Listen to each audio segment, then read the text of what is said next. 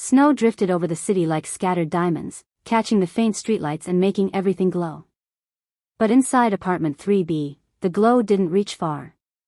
It stopped right at the edge of the kitchen table, where a small boy sat hunched over a letter as though the whole world depended on it. 7-year-old Aiden pressed his pencil so hard into the paper that the tip nearly snapped. His handwriting stretched and slanted, but he didn't care. Every letter felt important. He glanced down the short hallway again. His mother, Mira, stood near the bathroom sink, shoulders bowed as she washed her face, trying to hide the fact that she'd been crying again. She thought she was quiet. She thought he couldn't hear. But the walls were thin, and sadness was even thinner. Aiden wasn't supposed to see the overdue bills piled on the counter.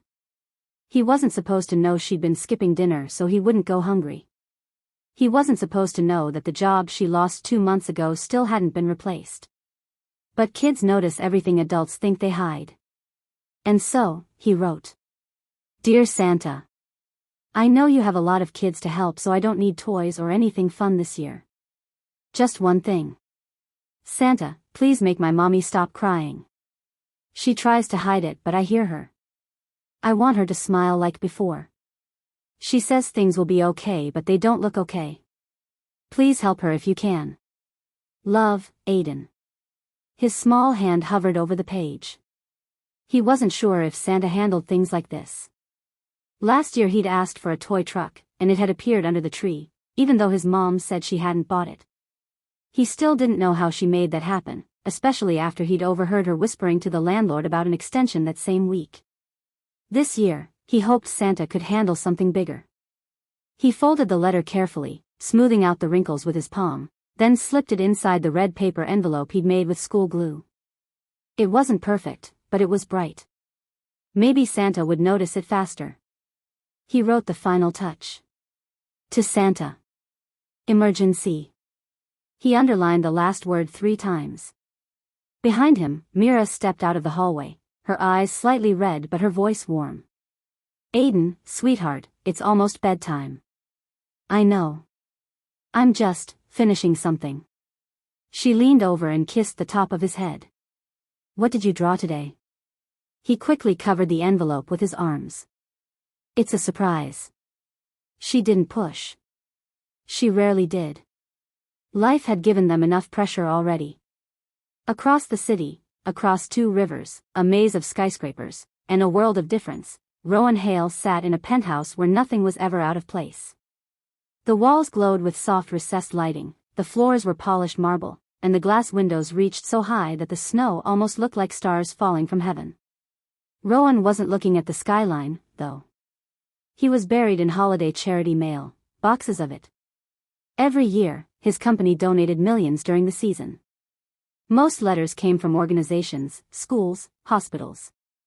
Many wanted funding. A few wanted partnerships. Some tried to tug at his heart with dramatic pleas. He usually skimmed and passed them to his assistant. Tonight, though, one tiny envelope slipped out of a pile and fell directly onto his knee. It was red, lopsided, clearly handmade. The words to Santa. Emergency were written in pencil. He almost tossed it into the miscellaneous bin. But something stopped him. Maybe the strange spelling. Maybe the way the envelope was creased, as if handled by small, worried hands. Maybe, though he'd never admit it, the fact that he'd once been a kid who wrote to Santa too, long before his world turned into polished marble and cold business meetings. He opened it.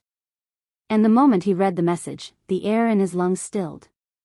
He read the letter once. Twice. A third time. He wasn't used to being stopped by emotion. Rowan Hale was a billionaire whose face rarely shifted. People called him the man with the glacier heart. But this letter, this one pierced straight through the ice. A child wasn't asking for toys. Or money. Or help with school. He was begging Santa to stop his mother from crying. Rowan leaned back in his chair, staring at the handwriting. It was uneven, some words misspelled, but every line was pure, desperate love. He pressed the intercom button. Claire. His assistant's voice crackled through. Yes, sir. Find the sender's address. Immediately. There was a brief silence. Sir, this is a child's letter. We usually send these to. I'm not asking, Rowan cut in. The return address. I want it. Of course. It took 30 minutes. Rowan paced the whole time. And then he was in his car, coat thrown over his arm, the letter still in his hand. His driver looked surprised when Rowan told him not to accompany him. Rowan never went anywhere unaccompanied.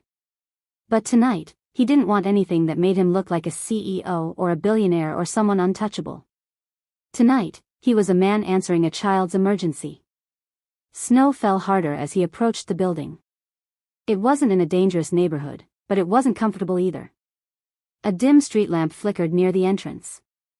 The hallway smelled faintly of old paint and colder nights. He knocked. Inside, Mira froze. She glanced at the clock. She wasn't expecting anyone. No one ever visited unannounced. She opened the door only a few inches at first. The man outside wasn't someone she knew. He was tall, sharply dressed, with snow dusting his shoulders and a look on his face she couldn't quite read. Not threatening. Not impatient. Something else, something like concern. Can I help you? She asked, instinctively pulling her cardigan around herself. Rowan cleared his throat, suddenly aware of how out of place he looked in her doorway. I believe, he began, lifting the small red envelope, your son wrote to Santa. Aiden peeked from behind her, his eyes widening. Myra's heart dropped. Her cheeks flushed with embarrassment and panic. I'm so sorry. He didn't mean to bother anyone. He must have put it in the wrong mailbox. I didn't even know he sent. He didn't bother anyone, Rowan said quickly, gently. Not at all. Mira swallowed hard, unsure why the stranger seemed affected. For a moment, Rowan just stood there, the letter in his hand, the warmth of their small home spilling into the cold hallway. Something inside him shifted, something he didn't expect.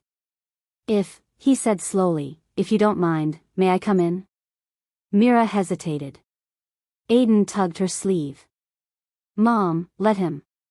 She looked between her son's hopeful eyes and the unknown man at the door. And for the first time in months, she found herself opening the door wider. Letting someone in.